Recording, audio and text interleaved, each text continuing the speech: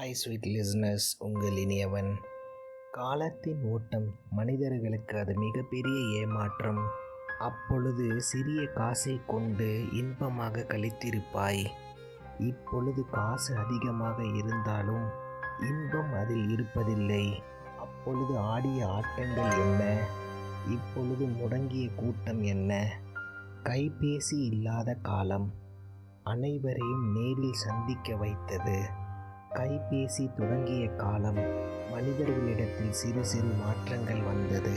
அனைவரையும் நேரில் சந்தித்த மனிதன் அதை கொஞ்சம் கொஞ்சமாக குறைத்து கொண்டான்.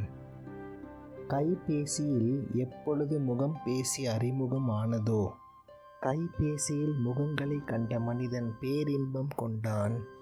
நேரில் கண்ட முகங்களை பின்பம் கண்டு போலியான இன்பம் கொண்டான். இதனால் பலர் நேரில் செல்வதை முற்றிலும் குறைத்து கொண்டார்கள். கைபேசி இவன் வசம் இருக்கிறதா? இல்லை, கைபேசியின் வசம்தான் இவன் இருக்கிறானா? கற்றது கையளவு, கல்லாதது உலகளவு என்று கேள்விப்பட்டிருப்பீர்கள். இப்பொழுது பலருக்கு தொலைபேசியை உலகமாக நினைக்கிறான். உங்கள் ஈகே.